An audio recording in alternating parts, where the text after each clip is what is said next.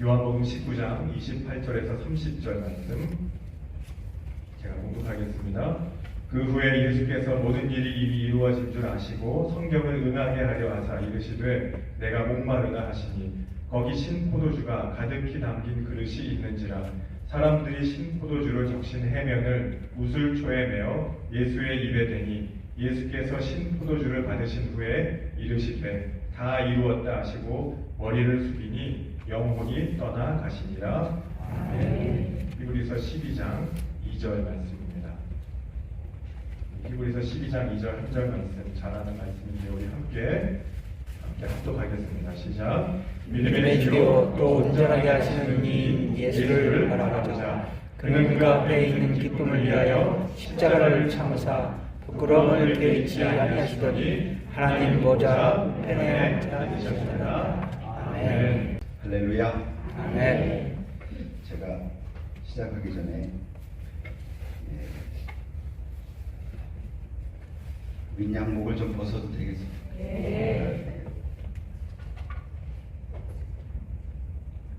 네. 충청도는 예의가 바라야 돼.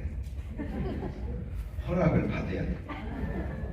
그냥 벗었다가는 큰일 납니다. 모세는 신발을 벗었는데 저는 우통을 벗었어요. 네. 어제부터 아멘 소리가 좀 커졌습니다.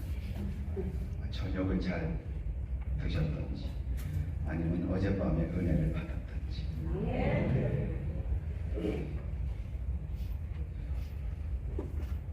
네, 오늘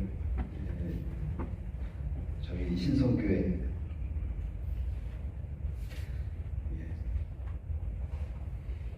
최 장로님이 오셨어요.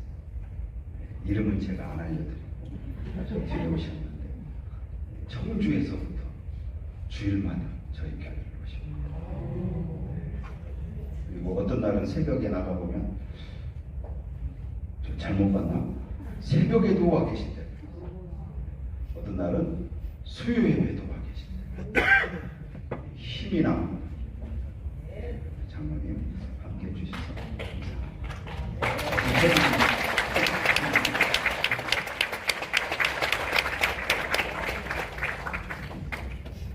제가 우리 장로님한테 이렇게 해야지 이번 주일날 가서 우리 목사님 설교 잘했다고 이렇게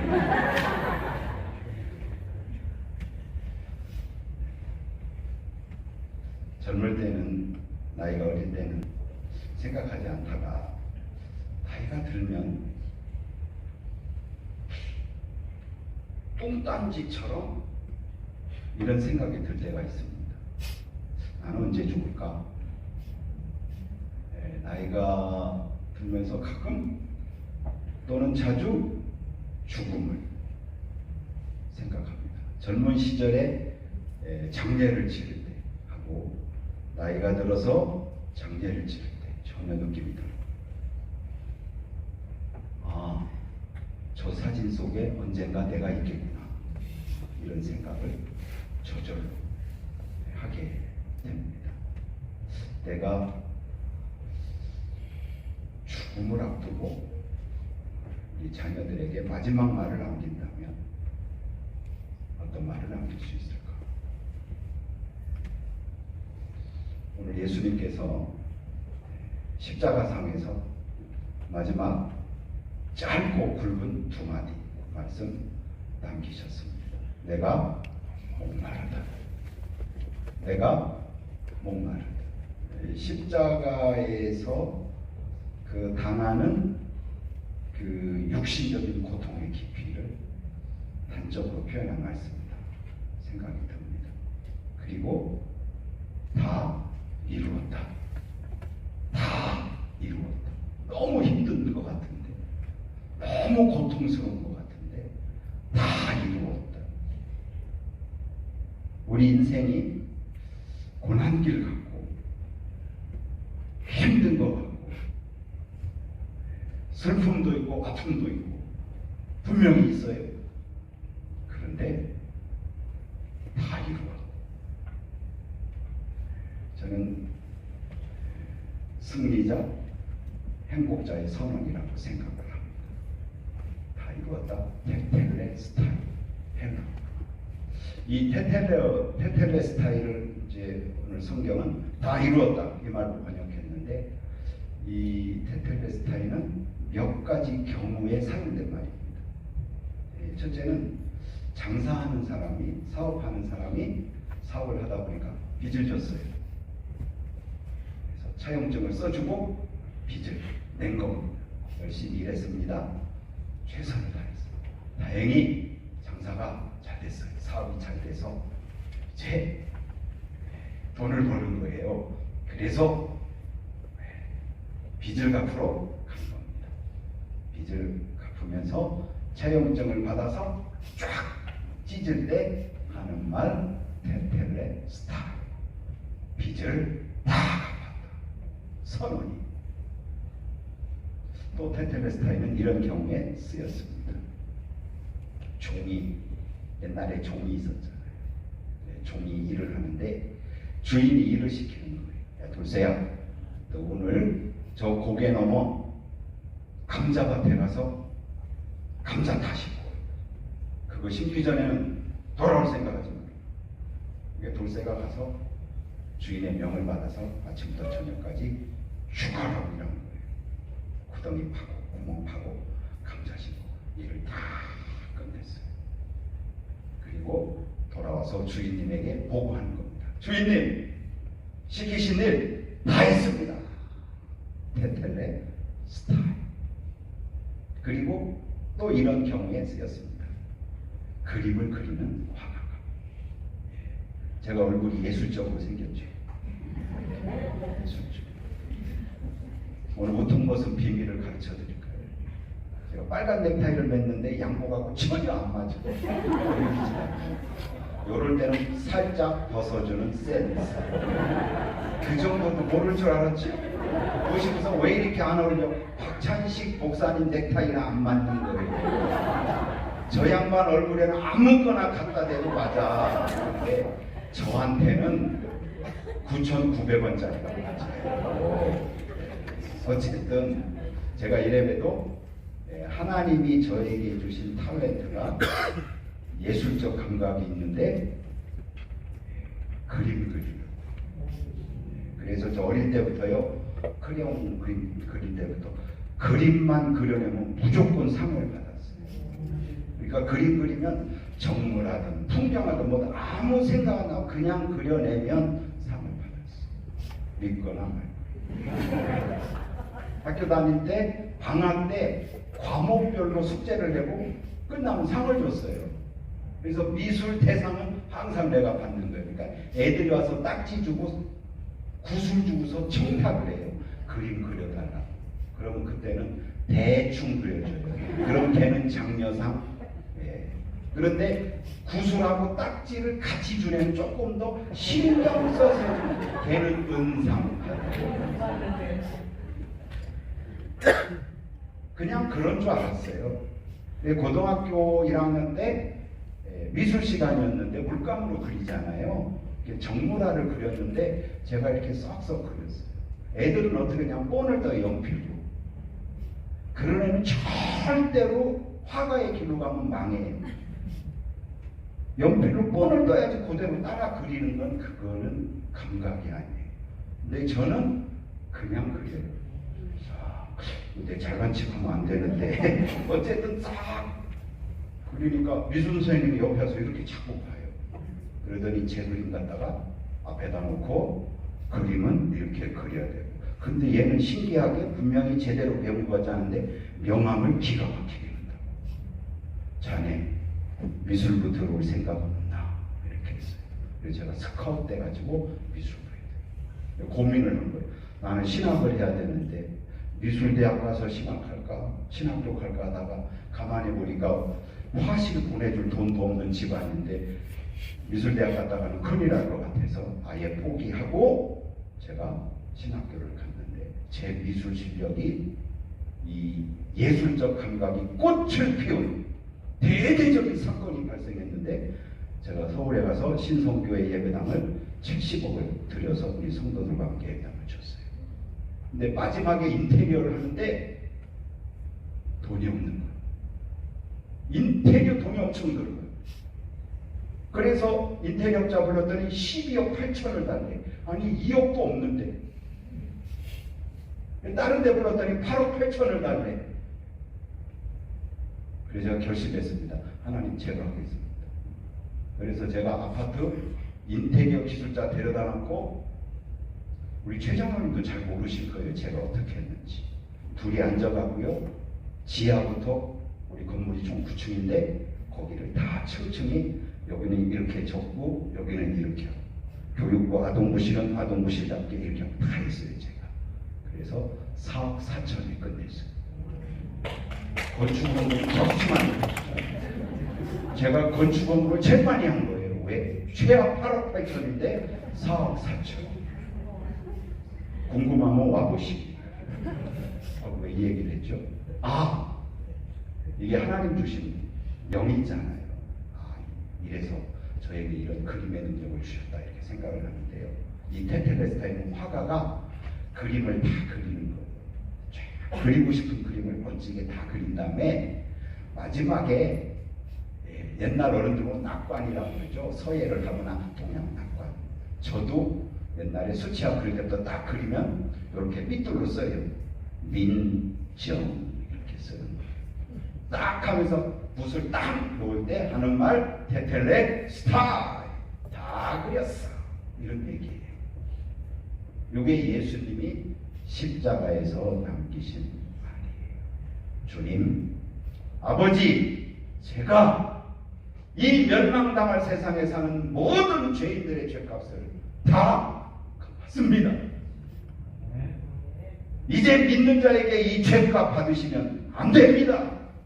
그 얘기예요. 아버지, 저 이 땅에 보내셔서 하라고 한 일 제가 다 합니다. 종살이 다 했어요. 제가 명하신 일 다 했습니다. 제가 피 흘려 죽습니다. 구원의 일 다 하고 갑니다. 다 했습니다. 이 선언이에요. 아버지께서 그리라고 하신 구원의 그림 제가 다 그리고 갑니다. 그 선언이에요. 어렸을 때요, 중학교 고등학교 때 사순절 고난주간이 되면 피아노 앞에 앉아갖고 피아노도 못 치면서 네 줄을 가까이 치면서 우는 거. 얼마나 아프셨나 못 박힌 그 손과 발. 막 우는 거예요. 예수님 얼마나 아프셨을까. 그 욕먹고 막 침 뱉은다. 얼마나 괴로우셨을까. 그래야지 사순절 지나는 것 같은 거. 억지로 웃는 거죠. 그런데 나중에 성경을 보니까 그래요. 예수님이 힘들었어요. 예수님 고통스러웠어요. 예수님 아팠어요. 그런데 예수님 행복했어요. 이건 아픔의 소리가 아니에요. 비명이 아니에요. 선언이에요. 비극적인 외침이 아니에요. 비극의 주인공이 아니고요. 희극의 주인공이에요.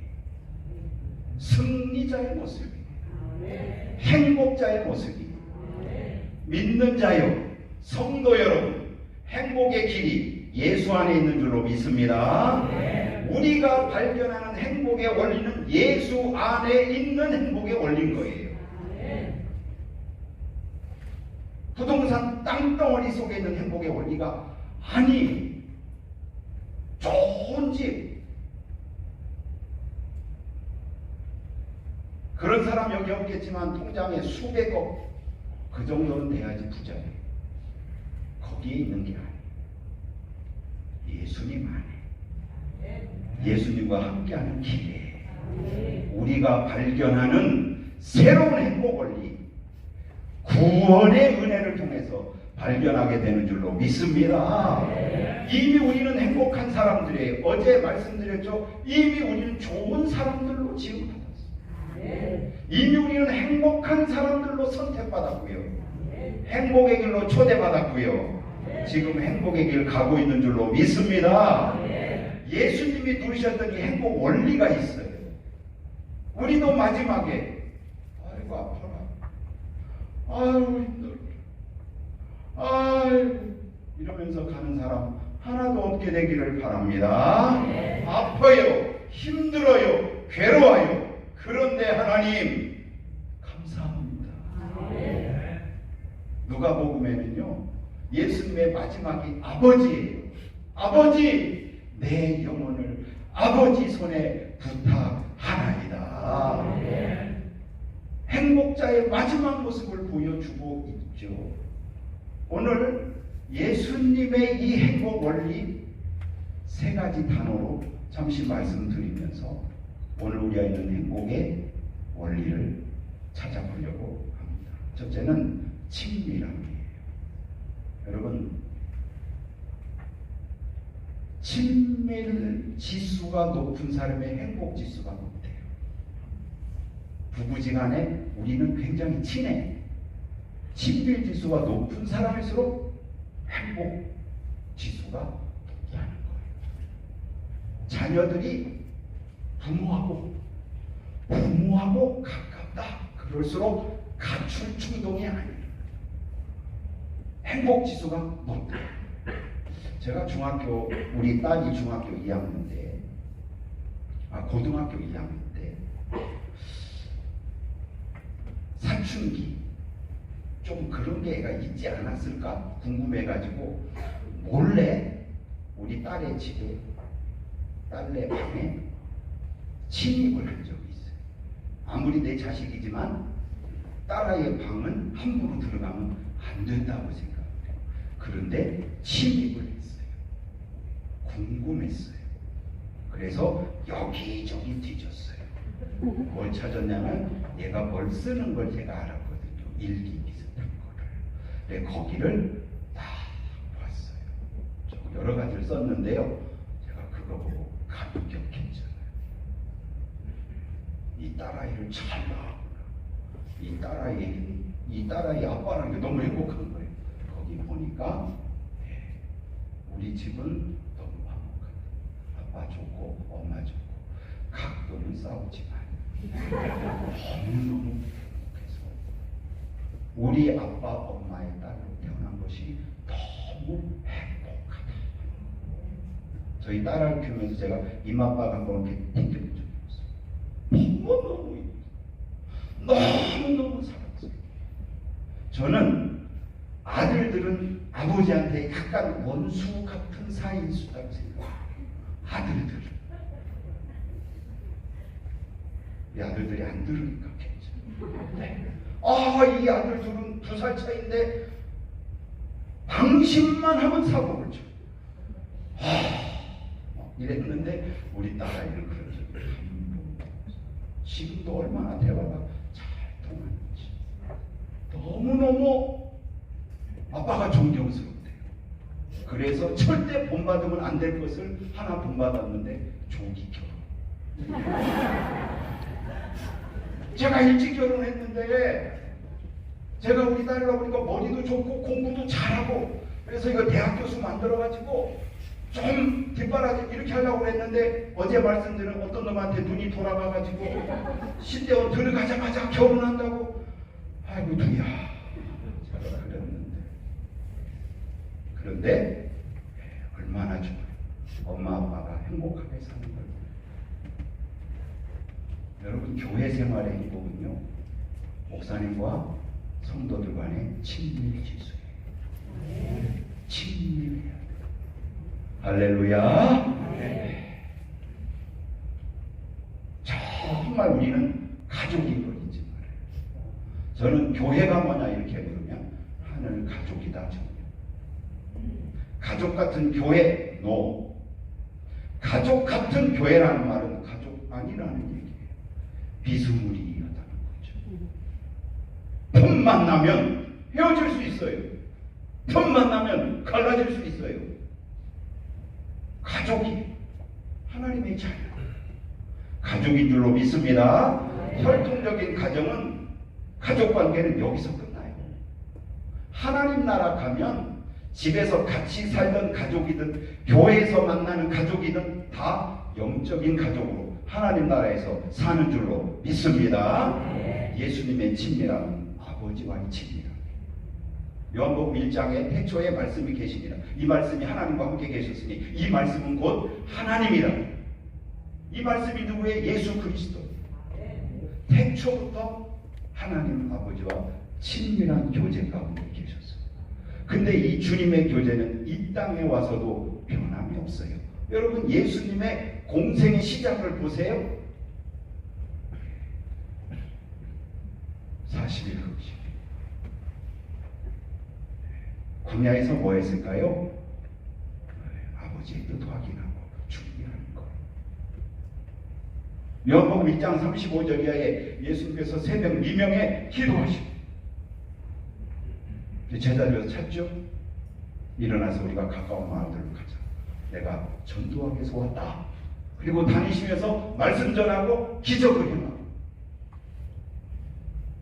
아버지, 제가 오늘 이 일을 해야 되는데 이 사명 감당해야 되는데 아버지 능력 주십시오. 기도. 밤새도록 기도한 다음에 12제자를 불러요. 세워요. 내가 세우고 싶은 사람, 내가 부르고 싶은 사람이 아니에요. 하나님 앞에 기도. 모든 것이 하나님과의 친밀함 속에서 이루어지는 거예요. 나사로 살릴 때 보세요. 잘 보세요, 여러분. 무덤문 앞에 서서 나사로야 나오너라 이렇게 하지 않아요. 그 전에 하신 말씀이 있습니다. 돌문을 옮겨놓으라. 그리고 하늘으로 기도하십니다. 아버지, 항상 내 말을 들으신 것을 감사합니다. 내가 이 말을 하는 것은 나를 위한 것이 아니고 여기 있는 사람들을 위한 것입니다 하고 나사로야 나오너라. 거기서도 아버지를 찾아. 예수님의 겟세마네 기도 잘 아시죠? 아버지, 이 잔 마시고 싶지 않아요. 여기가 정직한 거예요. 이 잔 마시고 싶지 않아요. 그런데 아버지의 뜻대로 마십시오. 아버지의 뜻이라면 마시겠습니다. 3번 기도합니다. 여러분 유대인의 용법에는 3번 하면 다 하는 거예요. 더 할 필요 없어요. 목사님이 난 좀 불편한데 어려운데 그래도 목사님이 부탁할 때는 신임하는 거예요. 신뢰하는 거예요. 3번 얘기하면 순종하시기를 축원합니다. 3번 얘기하면 예수님이 하나님 앞에 3번 부른 거예요. 그리고 일어나시잖아요. 사도 바울이 몸에 가시가 뽑히기 위해서 하나님 앞에 3번 기도해요. 내 은혜가 내게 족하도다. 네가 자고하지 않게 하려고 몸에 가시를 준 거다. 깨닫잖아요. 이 잔 마시기 싫어요. 예수님 뜻이 있어요. 여기가 살아있어요. 그런데 아버지 잘 보세요. 여러분 예수님이 왜 아버지와 친밀함 속에 있었는가? 친밀하다는 게 뭐예요? 아버지의 뜻을 잘 아는 거예요. 친밀하다는 게 뭐예요? 아버지가 주시는 지혜와 능력으로 하는 거예요. 친밀하다는 게 뭐예요? 순종하는 거예요. 왜 기도하십니까, 여러분? 왜 기도하십니까? 응답받기 위해서, 문제 해결을 위해서. 물론 그런 게 있어요. 그러나 기도의 본질 생명은 친밀함이에요. 하나님, 제게 이런 문제가 있어요. 이런 어려움이 있어요. 아시잖아요. 들어주셨으면 좋겠어요. 이 친밀함, 신뢰감이랑 어렵고 힘듭니다. 그런데 하나님 뜻을 알려주세요. 제가 하나님 뜻이 뭔지 모르겠어요. 하나님, 저는 부족하고 연약한데 이 사명을 맡았어요. 직분을 받았어요. 어떻게 해야 될지 모르겠어요. 힘 주세요. 능력 주세요. 예수님도 하셨는데, 기도하셨는데. 순종하기 어려운데 순종을 위해 기도하는 거예요. 어제 말씀드린 대로 제가 예배당 어떻게 다 보니까 3번 건축을 했는데 너무 힘들어요. 목사님들이 한 번 건축하고 나면 다시 안 하려고 하는 이유가 뭔지 아세요? 힘들어요. 힘든 것 중에 하나가 뭐냐? 경제적으로 힘들어요. 예배당 지면 목사가 먼저 해야 돼. 아멘을 안 해주셔서 감사합니다. 먼저 해야 돼. 먼저 빚도 먼저 져야 돼. 힘들어요. 그러면 예배당 건축하고 교회가 좋아지면 사례비 올려주냐? 안 올려줘. 올려줘도 조금밖에 안 올려줘. 다 힘들어요. 그런 거 바라고 하지 않아요. 그러나 힘든 거 사실이에요. 그래서 다시 안 하려고 해요. 2번 하는 사람은 제정신이 아니에요. 그걸 2번 하겠다고 제가 2번 했어요. 3번 하는 사람은 죽으려고 하는 거예요. 제가 서울에서 저희 신성교회인데 강북에서 제 나이 또래 2사람이 죽었어요. 예배당 건축하고. 한 사람은 짓는 중에 죽었고 한 사람은 짓고 나서 앉아있다고. 그래서 저는 그렇게 하면 안 되잖아요. 그래서 영화관도 가고 커피 먹으러 카페도 가고 거기 짓눌려 있으면 안 되거든요. 예배당 건축할 때 무슨 힘으로 할까요? 교인들 등 주고 다 힘든데 저는 뭐 했을까요? 그냥 아버지 앞에 앉아 있었어요. 그냥 앉아 있는 거예요. 제가 어줍잖고 부족한데 대전에 있는 신학대원에서 한 10년간 강의를 했는데요. 제가 기독교 교육, 뭐 영성 이런 거 공부를 했으니까 그런 강의를 하는 거예요. 이제 영성 훈련을 몇 년간 시켰어요. 학생들. 그런 거 기도 훈련도 거예요. 기도가 뭐냐? 이거부터 시작해요. 저는 기도에 대해서 그냥 아버지 앞에 앉아 있는 것이다. 무슨 일 있으면 그거 가지고 와서 아버지 앞에 앉아 있는 거다. 가만히 있어도 가지고 온 게 있기 때문에 아버지가 하십니다. 어떤 때는 기도할 힘도 없어요. 그래도 앉아 있는 거. 앉아 있다 일어나면 달라지는 줄로 믿습니다. 앉아 있다 일어나면 달라져요. 다음 주에 보면 달라져 있어요. 매일 앉아요. 매일 아버지 앞에 앉아 계시기를 축원합니다. 아버지 앞에 앉아 있는 거예요. 기도를 과소평가하면 안 돼요. 기도는 형식이 아니에요. 그냥 하는 게 아니에요. 습관이 아니에요. 기도는 행복 열쇠예요. 아버지의 마음을 여는 열쇠예요. 목회를 해보니까요, 어떤 교인한테는 그냥 마음이요. 그런 사람들이 있어요. 절대 차별하는 게 아니에요. 왜 그런지 아세요? 친밀하면 말씀을 전해도 아멘으로요. 교회에서 하나님의 일을 기쁨으로 감당하고 어려운데 순종하고 그런 사람 보면 그냥 열려 있는 거예요. 지나가면서 기도하게 돼요. 하나님 복 주셔야 됩니다. 저분 복 주셔야 됩니다. 그냥 기도가 되는 거예요. 사람 마음에 들어도 줄 것 없는 목살에도 마음문이 열려서 축복합니다. 모든 것을 가지고 계신 하나님, 아들이 엎드렸어요. 40일 금식가다 기도하며 메시아의 길 가겠다고 준비하는데 마귀가 집요하게 시험하지만 넉넉히 이길 힘을 주시는 거예요. 오늘 하루 내가 가서 복음 전해야 되고 귀신 들린 사람 병자들 또 만날 텐데 엎드려 기도하는데 아들이 기도하는데 감당할 수 있는 능력 주시는 줄로 믿습니다. 주시는 거예요. 주시는. 사람 세워야 되는. 저도 지금까지 항조직 선거 여러 번 했어요. 여러 번 했지만 별로 탈난 적이 없어요. 왜요? 기도. 하나님 마음에 맞는 사람 세워주십시오. 하나님 마음에 맞는 사람 세워주십시오. 사람들의 손을 통해서 세워지지만 하나님 마음에 맞는 사람. 제가 서울 신성교회 가서 3번 임직식 했는데 뒷탈난 적이 한 번도 없어요. 기도하고. 교인들은 몰라요. 얼마나 기도하는지. 기도하는 거. 제가 29살 때부터 시골교회 담임 목회 나갔는데 우리 정준하 장로님 모교에 있는 주성교회 그 아버님이 장로님 왔는데 저 29에 갔는데 저 아버님이 52살이고 한 60 먹은 장로님 두 분이 있고 나보다 젊은 재직은 하나도 없고 다입니다. 와. 근데 당회 아닌 당회를 해야 돼. 당회장 아니면 장로들하고 회의를 해야 되잖아. 재직회를 해요. 두려워. 그래서 제가 그때부터요 당회를 한다. 재직회를 일주일 아침으로 식사는 문제 많이 봤거든요. 이전에 교회에서 천사 같은 장로님들이 천사 같은 우리 친구 아버지가 재직회 때 손 들고 의장 이러는 사람 의장할 때 의장님 이렇게 얘기하지만 한 사람도 못 봤어요. 의장 이러면 큰일 나는 거예요.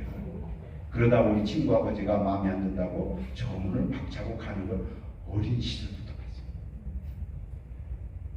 예배 드릴 때는 반쯤 다 천사가 됐는데 재직회 할 때는 반쯤 천사 반대되는 사람도 가끔 있으려고. 무슨 얘기인지 알죠? 네, 그럼 담임 목회 나간 제가 당회를 하면 아침 일주일간은 금식 공동회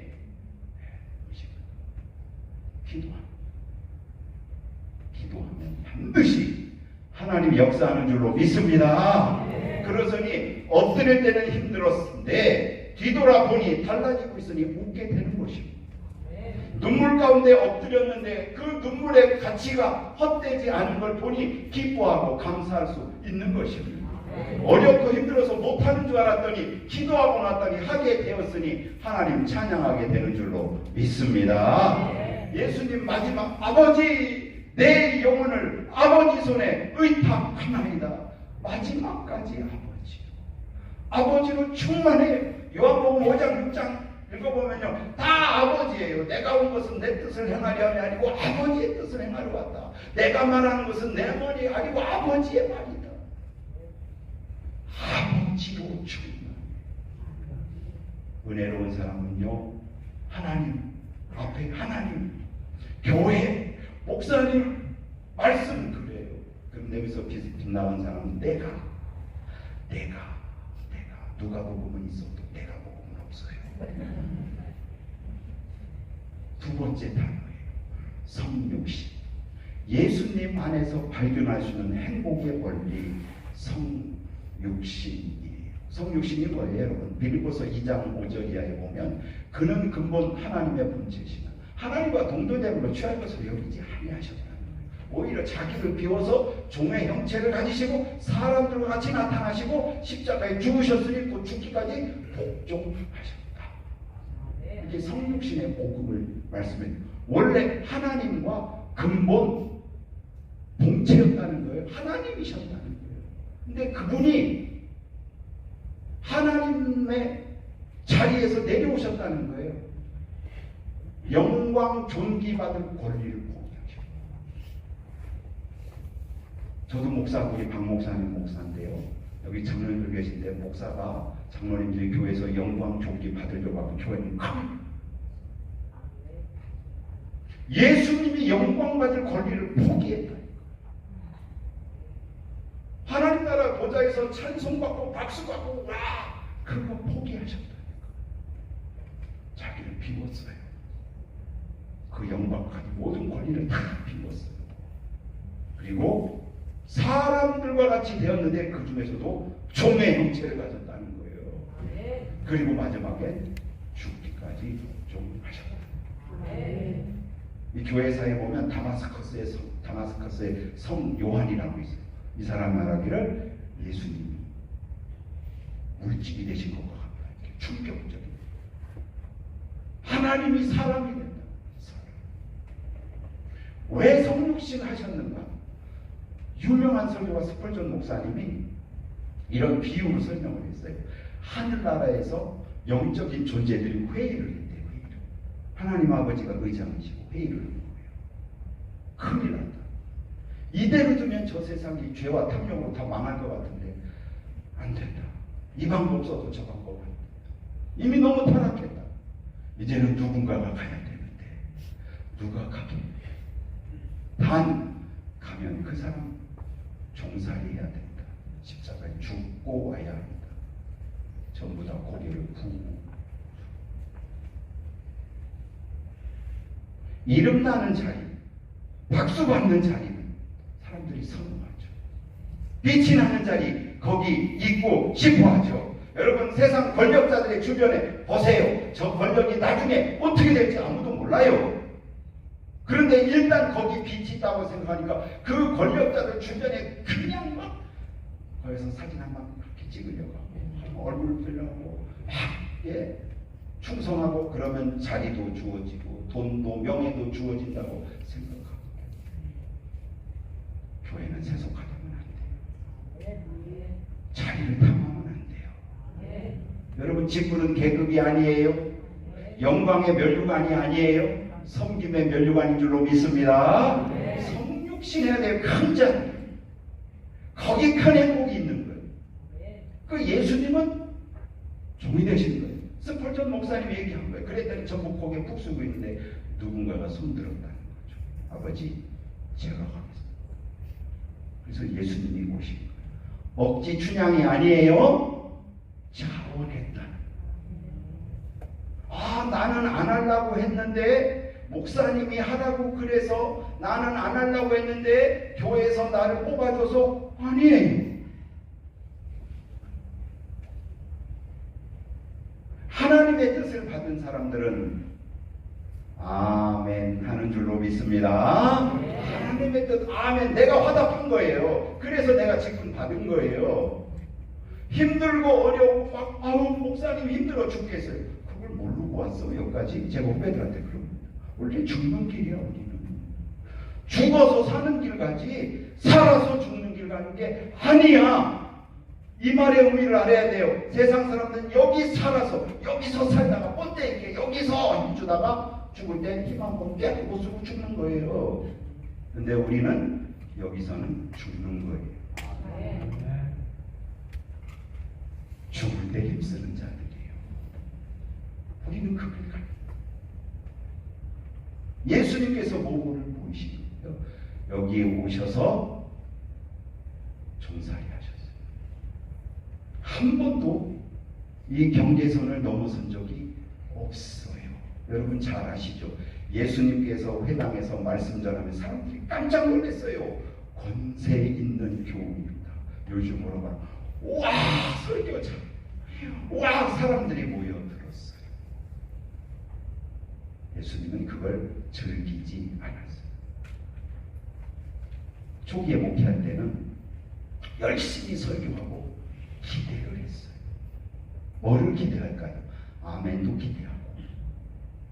아니 나는 한국교회 목회자들이 여러분 주일날 30분 설교를 해서 30시간을 투자한대. 뭐 이렇게 묵상하고 이런 걸 떠나서 다 한 다음에 마지막 한 30시간 애를 쓴다는 거예요. 그런데 재미난 건 교인들은 교회 와서 목사님이 30시간 동안 애쓰고 만든 설교에 은혜 받기 위해서 3분도 기도하지 않는데 놀라운 믿음이죠. 기도하지 않고 은혜 받을 수 있다고 믿으니까 기도로 준비하고도 나는 은혜 받을 수 있어. 목사님 설교를 대단하게 평가하는 거죠. 설교 끝나고 기대를 하는 거예요. 은혜 받았습니다. 은혜 받았습니다. 생각하게 됐어요.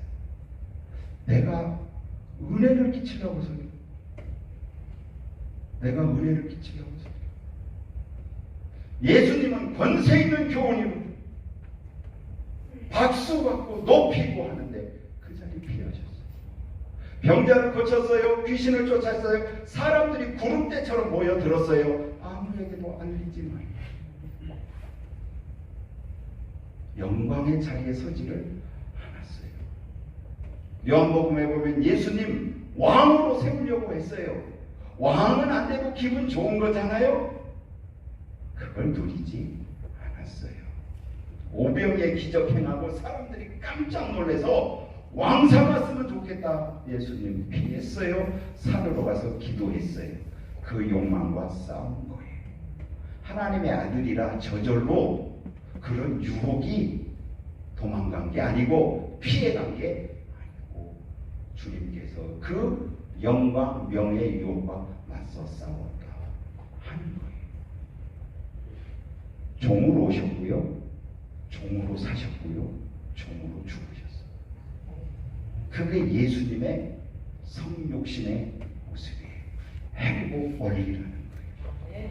제가 처음 시골교회 갔는데요, 참 깝깝했어요. 그래도 청주의 명동, 성동, 왜? 그때 당시는 거기밖에 없었어요. 여기는 원시 시대와 같았어요. 논바닥이고, 여기 사는 사람들은 조금 갈릴리 사람들 취급을 했던 것 같아요. 저쪽 본정통이라고 했어요. 아실랑가 몰라요? 본정통 사는 분들이 거기에 선함교회. 제가 거기서 이렇게 목회를 하다가 그래도 그 나이에 스페니시 식당 이런 데도 가고 이탈리아 레스토랑도 가고 돈가스 함박스텝을 즐기고 공원장 사우나에 가서 사우나를 하고, 그러다가 충청북도 보은군 내북면 동산리 164에 갔더니 사택지가 묘지고, 예배당에 들어갔더니 바닥이 꿀렁꿀렁대고, 비가 오면 비가 쭉 새고, 어느 날 새벽기도 갔더니 바람에서 문 열는데 고양이가 돌아다니고 있고 깝깝했어요. 밤 8시 되면 깜깜하고, 이분들은 부부금술이 좋아서 그러는 건지 왜 이렇게 적막한가. 와, 유배를 왔구나, 이런 생각이 들 정도였어요. 그런데 주일날 교인이 한 50명쯤 이렇게 됐는데 이렇게 설교하는데 내 눈이 잘못했어요. 사람이 안 앉아있고 물고기들이 앉아있어요. 물고기들이 제 눈에. 그런데 살찐 물고기가 하나도 없고 삐쩍 많은 물고기들이 막 배가 고파가지고 이러고 있는 거예요. 먹을 거다, 먹을 거다. 깜짝 놀랐어요. 그래서 제가 뭐 이런 동네 가서 이런 마음이 사라지고 주일 준비하는데 마음이 불타올라가지고, 설교는 잘 못하지만 너무 열심히 준비해서 주일 설교를 40분도 하고 열심히 하다 50분도 되고, 그러니까 농사일 바쁘신 분들이 일어나고 바쁜 사람 가라고, 그러고 설교를 계속 하는 거예요. 너무 열심히 준비해서. 지금은 준비하다가 시간이 끌고 지루해졌는데 알아서 컷하는 능력이 생겼는데, 그때는 제가 처음부터까지 원고를 다 썼는데 다 해야지, 다 하고 있다가 하니까 사람들이 가기도 하고. 그런데 그런 중에 사람들이 은혜를 받기 시작합니다. 그러면서 어떤 마음이 드냐면, 잘하고 싶은데, 내가 첫 단독 목회인데, 난 이제 29 전도사로서 담임 목회를 하는데, 그래도 이 몇 단위를 내가 책임진 목회자로 왔는데, 첫 목회인데 잘하고 싶은데, 근데 준비는 안 돼 있는 것 같고, 그래서 6개월 동안 밖에 나갔어요. 집에 있으면서 기도하고 성경 보고. 제가 서재 이런 책상이 있었는데 어느 날 너무 답답하고 잘하고 싶은데 알지는 못하겠고, 그래서 책상에 있는데 여기 들어가가지고 하나님, 정말 저 한 번만 생각해. 잘하고 싶은데 제가 경험도 없고 전도사만 하다 와서 목사도 아니고 장로님도 계시고 여기 지역 보니까 우상 숭배하는 사람도 있고 잘하고 싶은데 알려주세요, 알려주세요. 막 기도하는데, 근데 하나님께서 말씀을 주신 거예요. 그 간판에 보면 이렇게 행복한 사람들 이렇게처럼 간판에 이렇게 글씨가 요즘 보면 이렇게 하잖아요. 뭐 농구장에 야구장 가보면 막 누구 응원하는 것처럼 성경 구절이 막 흘러가는 거예요. 빌립보서 2장 5절로 11절까지만. 너희 안에 이 마음을 품으라. 곧 그리스도 예수님만 그는 근본 하나님 본체자 하나님과 동등됨을 취할 것이는 오히려 자기를 비워 사람을 같이 입고 종의 형체로 나타냈으니 십자가에 죽이고 십자가에 뭐 이런 쭉 그러므로 이런 지극히 높여 모든 이름과 이름에 뛰어난 이름을 쭉 성경 구절이 말이야. 그리고서는 딱 지나간 다음에 우와! 물방울 다이아몬드 3개를 하나님이 저에게 주셨어요. 보셨어요? 물방울 다이아몬드? 에이, 아빠서 말을 하지 마요. 여러분이 가지고 있는 뭐 그거 다이아 이런 거는 주먹만한 물방울 다이아몬드 3개가 딱 떨어지는데 그 물방울 다이아몬드 하나마다 글씨가 선명하게 써 있었는데 성, 육, 신 여기 써 있었어요.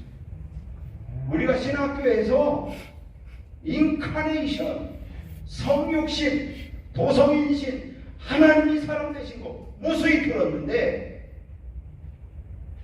그 성경 말씀 주시고 성육신, 하나님 제가 어떻게 하면 이 교회 살릴 수 있을까요? 제가 어떻게 하면 시골교회 일으킬 수 있을까요? 어떻게 하면 우상과의 싸움에 이길 수 있을까요? 성육신 하나님, 예수님 방법이잖아요. 제가 일어났어요. 근데 하나님 어떻게 하는 게 성육신이에요? 다 가르쳐줘도 몰라. 미련한 인생이. 성육신 어떻게 했을까요? 제가 먼저 인사하기 시작했어요. 다 어른들이잖아요. 그래서 교인들이 이렇게 올라와요. 보면 제가 먼저 안녕하세요 집사님, 안녕하세요 성도님. 우리나라에서 인사만 잘해도 50점은 따요. 이번에 오신 전사 예의가 발라 사람이 좋아. 교인뿐만 아니고 동네 한 사람들 보고 인사를 해요. 인사. 겨울이 되면 70세 이상 노인들 파악하고 펄신 사가지고 전도대 돌 같이 가고 이번에 새로운 전도사인데 잘 봐주십시오. 이번 그 동산리 교회 쓸만한 사람이 왔어. 겨울에 대동회라고 동네마다 이걸 해요. 무슨 회의를. 담배 연기 자욱한 그 사이로 빛나는 젊은 청춘이 5만 원이든 봉투를 가지고 들어가는 거예요. 아유, 동산리에 있는 주성교회 전도사인데요, 인사드리러 왔어요 하고 왔는 거예요. 콜록. 그래도 우리 아버지 참 감사해요. 우리 아버지가 수십 년 애양 갔기 때문에 그 담배에 내가 익숙해져 있다는 게 너무너무 감사했어요. 앉아서 쭉 얘기를 들어요. 이게 다 듣고 그러면 점심때 이만한 솥단지에다가 음식을 만들어요. 그럼 턱하니 넉살 좋게 또 잔뜩 먹고, 그리고 5만 원 봉투 이거 경로당 기름값 하세요 딱 주고 동네마다 순회 딱 하고 오는 거예요. 물론 내 돈 갖고 하는 거 아니에요. 교회 돈 갖고 하는 거지만 쫙 하고 오면 거기 쓸만한 사람 왔네. 그렇게 11년을 했는데 수년 지나면 어떻게 되냐, 동네 초상나고 다 가요. 가면 어른들이 저를 보면 담배 피다 담배 피고 속게. 그리고 나오셨어요. 그래요. 할렐루야. 무슨 청동원 주는 교회 행사한다면 이제는 경로당에서 봉투를 가지고 5만 원 넣어가지고 경로당에서 교회 행사에 와요. 와갖고 자리 채워주고 교회가 50명에서 100명이 되고 120명이 되고. 할렐루야. 성경식. 별거 아니에요. 어려운 게 아니구나. 예수님이 권리 포기하고 존귀하신 하나님의 아들이 성육신하는 게 무지무지하게 힘들고 무지무지하게 고통스러운 게 아니고 하나님의 아들들에게는 매우 자연스러운 거예요. 하나님의 은혜가 있는 사람들에게는 섬기는 것이 그렇게 자연스러운 일이에요. 섬기는 자리에 앉는 것이 훨씬 더 편안해요. 훨씬 더 안정감이 있고 훨씬 더 기쁨이 있고. 그래서 교회는 서로 섬기는 사람들인 줄로 믿습니다. 이 정신에서 이탈하지 않는 거예요. 문제는 중간 넘어서 끝에 가서 변질되더라. 그게 문제예요. 오늘 우리 한국교회가 어떤 훌륭한 목사님이 훌륭했는데 마지막 가서 조금 이상해졌어. 존경받는 장로님이 마지막에 가서 이상하게 교회 어떤 일에서 자기 주장 너무 세게 하셔서 전에는 안 그래야 돼. 예수님은 이 성육신의 마지막이 어땠을까요? 죽기까지. 이 성육신의 길 함께 가는 저와 여러분 되기를 축원합니다. 마지막 세 번째 단어는 재물이에요. 재물. 예수님이 십자가 위에 자기를 재물로 올려놓으셨어요. 그래서 우리의 빚을 다 갚았어요. 구원의 그림 다 그렸어요. 구원의 역사 다 이루었어요. 여러분, 예수님의 이 십자가는 유일한 우리의 구원의 길일 뿐만 아니라 우리가 따라가야 될 유일한 길인 줄로 믿습니다. 영생의 길로 행복의 길인 거예요. 재물. 예수님이 다시 겟세마네 동산으로 가볼까요? 피땀 흘려 기도해요. 아버지, 할만하시거든 이 잔을 내게서 옮겨주십시오. 그러나 내 원대로 마시고 아버지의 원대로 되기를 원합니다. 땀이 피가 되도록 기도해요. 하나님이 응답하신 말씀은 한 구절도 없어요.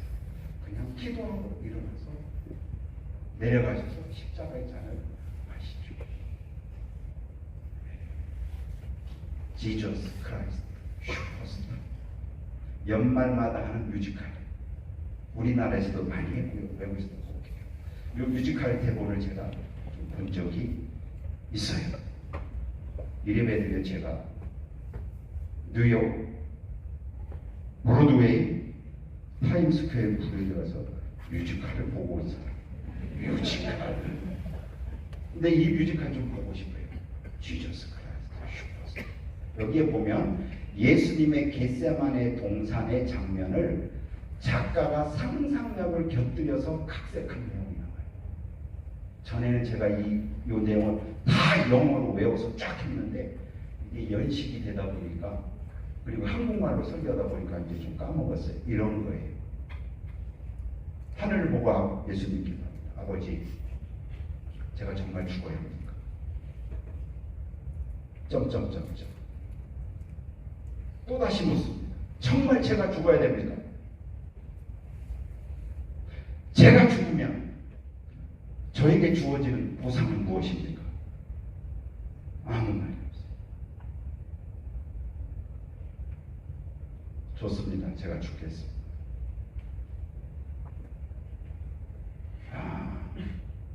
그런데 거기에 이렇게 말합니다.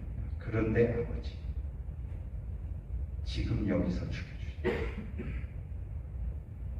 내가 죽겠다고 결심했는데 이 마음이 변하기 전에 지금 여기서 죽여주세요. Kill me, take now, before change my mind. 정확한지 모르겠어요. 굉장히 세련되게 제가 영어를 제시하겠습니다. 지금 여기서 내 마음 변하기 전에.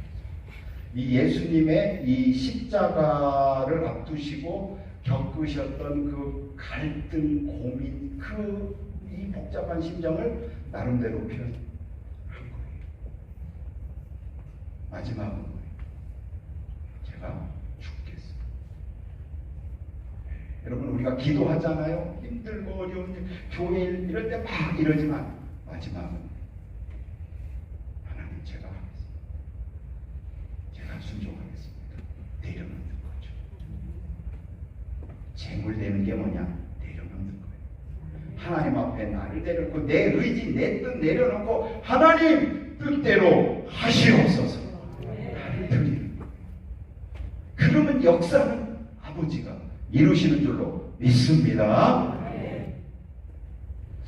우리 충북로의 세계선교부에서 전에 몽골 선교지를 불러놨죠. 우리 노회에서 파송한 선교사님이 있을 때 저는 그때 못 갔어요. 그런데 여기를 다녀오신 분들이 모여서 얘기하는데 아주 인상적인 얘기를 했어요. 그게 뭐냐면 양 잡는 이야기. 몽골에 갔는데 선교사님이 이건 꼭 봐야 된다. 그게 뭐냐? 양 잡는 걸 보여주는 거예요. 왜 갔더니 건장한 네 사람이 양을 다리 안에서 잡아고 메고 가는 거예요. 그리고 갖다 놓으니까 한 사람이 양을 잡는 거예요. 양이 이렇게 하고 있는 거죠. 이렇게.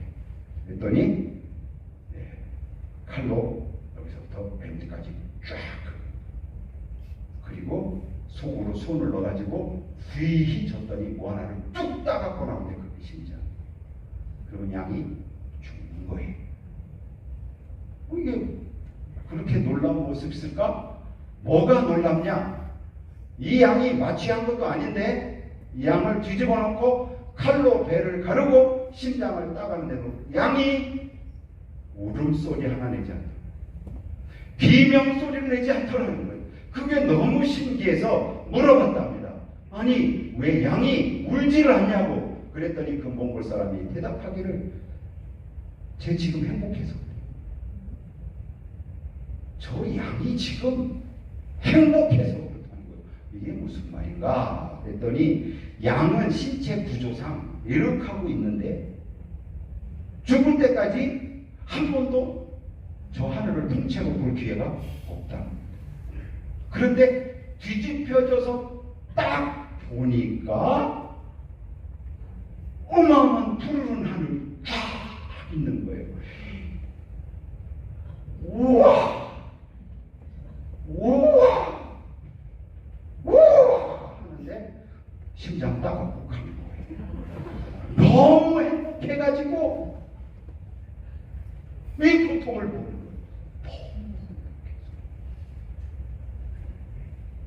이사야 53장 7절 말씀입니다. 그는 도살장으로 끌려가는 어린 양 같으면서 입을 열지 아니하여 양털을 깎는 자 앞에서도 침묵하였다. 성경이 그렇게. 이사야 선지자가 예수님 십자가 죽음의 모습을 미리 예언했어요. 도살장으로 끌려가는 어린 양 얼마나 두렵겠어요. 그런데 입을 열지 않았다. 잠잠했다. 오늘 우리가 읽은 히브리서 12장 2절 말씀, 그는 앞에 있는 기쁨을 위하여 십자가를 참으사 부끄러움을 개의치 아니하시더니 하나님 보좌 우편에 앉으셨느니라. 할렐루야. 앞에 있는 기쁨을 위하여. 여러분, 예수님이 십자가에서 실오라기 하나 걸치지 않고 죽으신 거예요. 그림을 그리는 화가들이 차마 그 수치를 드러낼 수 없어서 한자를 얹은 거예요. 하나님의 아들이 벌거벗은 수치, 앞에 있는 기쁨을 위하여 그 수치를 참았다는 거예요. 저는요, 저도 그렇고요, 교회 안에서 은혜 받고 예수님 믿고 구원 받고 이 길 간다고 하면서 누가 뭐라고 한마디 하면 그것 때문에 집에 가서 잠 못 자고, 그것 때문에 목사님한테 전화하고, 그것 때문에 이런 사람은 이 가격 동의를 넘겠죠. 저에게도 그런 모습이 옛날에 많았어요. 저는 너무 그게 강해서 하나님께서 이른 나이 시골교회 보내가지고 담금지를 여러분께 들러옵니다. 앞에 있는 기쁨이 십자가를 잡았어요. 앞에 있는 기쁨이 뭐예요? 하나님 보좌 우편에 앉는 기쁨이라고 생각해요? 저는 그거보다도요, 예수님 테텔레스타이 빚을 다 갚았어요. 구원의 그림 다 그렸어요. 구원의 역사 다 이루었어요. 이제 내가 죽지만 나의 이 죽음을 통해서 이루어지게 될 구원의 푸르른 하늘, 이제 예수님을 믿고 이 구원의 길을 찾은 사람들의 심장에서 터져나올 찬송소리, 우와! 우와! 우와! 내가 예수 믿기 잘했어. 교회 나오기 잘했어. 가경동산교회 나오기 잘했어. 할렐루야. 그 기쁨, 그 구원받은 사람들이 이 구원의 세계에 차고 넘칠 그 얼굴들이, 베드로의 얼굴이 보이고, 야고보의 얼굴이 보이고, 바울의 얼굴이 보이고, 스펄전, 주기철, 수원양은 저같이 모자란 사람의 얼굴도 보이고, 저와 여러분의 얼굴도 보이고, 그 기쁨 때문에 저희 어머님이요, 제가 일찍 결혼을 해서 대전에서 유성에서 이렇게 저희 집사람하고 한 3, 4년, 한 4년 제가 너무 조숙해가지고 21살 때 결혼을 했어요. 여자는 세상에 그 사람 하나밖에 없는 줄 내가 왜 그랬는데 지금도 가끔 후회가 되죠. 어쨌든 그 사람 만나서 애 셋 낳고 뭐 이렇게 목회를 했는데 청주로 교육전도사가 돼서 이사를 가야 돼. 단칸방으로 짐 싸고 내일 가야 되는데 어머님이 불렀어요. 우리 김문예 권사님께서 저를 부르시다니 내가 너한테 꼭 할 말이 있다. 이제 제가 독립을 합니다. 나이는 두 가지를 얘기하셨어요. 첫째, 너 절대로 쟤 못 이긴다. 내가 4년 동안 며느리 데리고 살아봤는데 제 고집이 얼마 센지 쟤 못 이긴다. 알아서 키워라. 그거는 이제 살짝 하신 말씀이에요. 근데 살아보니까 우리 어머니가 대단한 분이셨구나. 그런 걸 느꼈어요. 두 번째 말이 저한테는 가슴에 평생 새긴 말이에요. 목회자는 재물이다. 죽어야지 재물이다. 살아있는 재물은 교회를 힘들게 한다. 엄마가 신앙생활에서 봤는데 목사님, 장로님, 교회의 재물들이 죽지 않고 살아서 교회 어렵게 하는 거 많이 봤다. 너 머리 좋고 재 많다고 까부는데 까불지 말고 어머니 걱정되는 거예요. 재물이니까 목사님 말 잘 들어. 그게 저를 내보내시는 어머니의 말씀이었어요. 제가 나서기를 잘 어디 가도요 꿀리냐고 손들고 주장하고 어디 가든 제 의견 펼치고요. 그런 사람이었어요. 근데 어머니가 그 하신 말씀이 계속 나와요. 까불지 마요. 목사님 말씀 잘 듣고. 그래서 제가 김원영 목사님한테 사랑받았어요. 안 까불어가지고. 재물신앙. 예배당 칠 때 큰 싸움 나고 어렵나요? 목사가 똑똑해서 문제 난 경우 많아요. 저는 재물이라고 생각했어요. 참는 거, 재물. 나는 하나님 앞에 드려진 재물. 나는 이 땅을 위해 살지 않아요. 나를 위해 살지 않아요. 하나님 나를 위해 살아요. 난 재물이야. 여러분 직분의 의미가 무엇입니까? 재물대라는 거예요. 하나님이 일할 때는 적어도 재물대라는 거예요. 이 교회에서 부름 받았느냐? 교회의 재물대라는 거예요.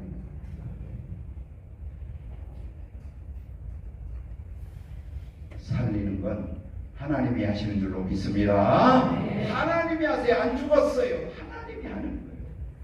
부끄럽게 되지 않아요. 자존심 안 상해요. 다 세워주세요. 하나님께서. 주님 말씀하셨어요. 아무든지 나를 따라오면 자기 부인하고 재물 대라는 거예요. 자기 십자가 지고 재물 대라는 거예요. 날 따라오면 죽고자 하는 자는 살고 살고자 하는 자는 죽는다. 왜요? 예수님 가신 길이 그 길이에요. 그래서 우리를 초대하는 것이죠. 부모는요 죽었다 깨나도 자식이 잘못된 거 보지 않습니다. 하늘아버지가 우리를 부르셨는데 이 구원의 세계로 부르셨는데 오늘 우리가 당하는 아픔, 주님 때문에 당하는 아픔, 교회 때문에 당하는 손해, 어려움 그냥 두고 보시지 않습니다. 하나님이 우리를 통해서 일하시는 이 행복 역사 보게 될 줄로 믿습니다. 오늘 세 가지 원리 생각했습니다. 어디에 있든지 우리는 하나님의 사람들입니다. 이미 행복한 사람으로 지음받았습니다. 행복한 길로 가고 있습니다. 오늘 이 집회를 통해서도 행복의 길을 다시 한번 확인시켜주고 있습니다. 잘 가고 있습니다. 더 잘 가시기를 주님의 이름으로 축원합니다. 그래서 얼굴빛이 더 밝아지고 우리의 마음 평수가 더 넓어지고 우리가 하는 일을 통해서 하나님의 뜻이 이루어지고 이제 여러분의 손이 은혜의 손이 되어서 그 손으로 자녀들 붙잡아줄 때 자녀들이 복돼 여러분의 손으로 이 교회를 돌볼 때 이 교회가 충만한 교회로 부흥하고 하나님의 큰 역사 함께 이루어가는 예수님의 행복, 이 하늘나라의 행복 함께 누리면서 살아가는 우리 모두가 되시기를 주님의 이름으로 축원합니다.